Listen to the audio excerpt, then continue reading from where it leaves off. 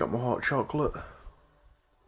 My apologies if you can see all the mess in the background. I was just about to start recording this video and then this arrived.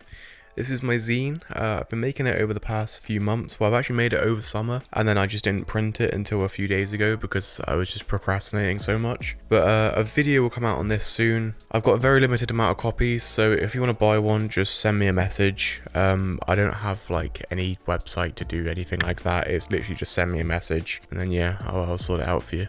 Anyway, hello and welcome back to my third installment in my Learning Large Format series. This week I hadn't actually done much, I didn't have any shoots planned and the weather was pretty bad, so I've only actually got 2 photos to show you. So my week with large format started on Tuesday since Monday was non-stop rain. Like I said, I hadn't had any shoots planned, but I still wanted to get some photos, so me and Jen went on a drive. If you don't know, I'm making a yearbook for my university course, and I'm shooting it all on 4x5, and Jen wanted her photo outside while we go on like a hike or a walk, so it just seemed like the perfect time to do so. We didn't really have any ideas of where to go, but I thought of a nice walk, which is Tahiti Woods, so we just set out to go there. So we arrived at Tahiti Woods, found a spot, and I set up the camera. Remembering what I had previously learnt when shooting 4x5, I knew I wanted to get this photo as perfect as possible. So I took my time setting up, making sure my camera was perfect, and making sure the composition was just as I wanted it to be, and then this happened. I smell poo. Yeah. I don't remember any of the dogs pooing though. Haha, Taran stepped in poo.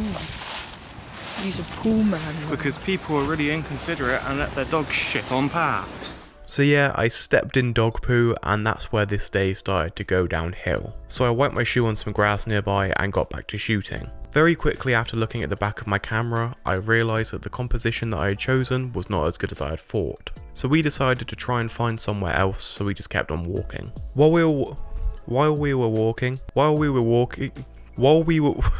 Jesus Christ, that was hard to say. While we were walking, Jen told me that Tahiti Woods wasn't exactly the place that she had in mind, but we thought since we were there, we would just get a photo anyway. That's when we found this open field. It was a super minimalist composition, but I thought it would make a nice portrait with a lot of depth in it. But that's when the wind got really bad. We already knew it was a windy day, but being in the cover of the trees made it seem like there was barely any wind at all.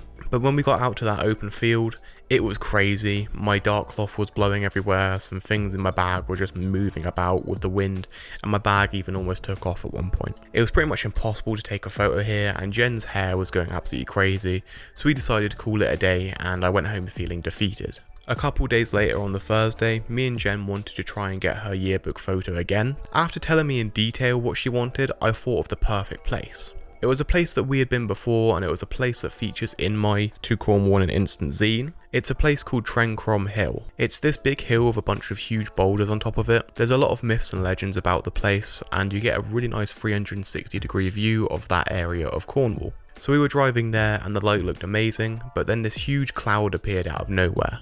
And this cloud was darkening the sky and rain was going everywhere in the area of Tren Crom. And as we got to Tren Crom, we realised that the cloud wasn't far. But not wanting to miss an opportunity, we hiked up the hill, slipping at multiple points on the way up.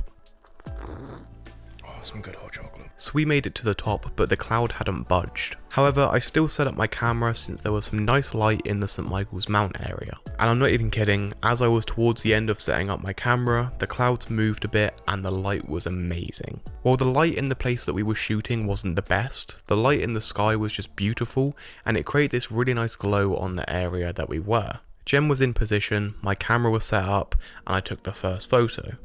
I then moved in closer and took the second. And as you can see, they aren't great. Jen really doesn't like these photos, but she said that I could use them for this video, so I thank her for that because otherwise I wouldn't have a video this week. I don't know what happened to my exposure. I even overexposed a little bit to just make sure that there was enough light. I'm not sure if it was my developing, since I actually had to hand tank these since the machine processors at university are broken, but whatever went wrong with the exposure is just really annoying. Also, I'm now realising that I want to include more of the environment in these portraits. I should have got Jen to move back a little bit more to get closer to the rocks or even sit on them, since in this photo you can't even tell that there are rocks behind her. I also realise now that I don't want to do any close-up portraits, I just want portraits that are full body of the person in their environment. The photos also seem a little bit out of focus, but they really shouldn't be since I took my time, like I really took my time focusing these photos. I'm not sure if there is a problem with my camera since most of my photos have been out of focus when they shouldn't be,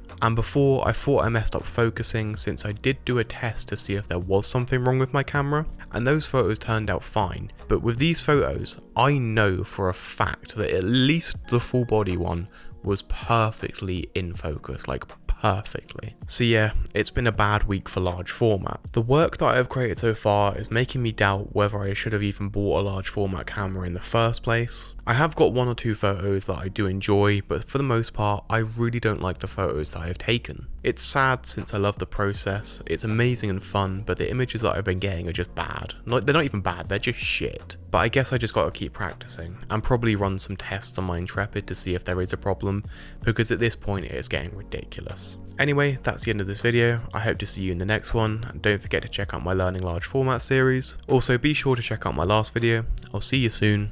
Goodbye.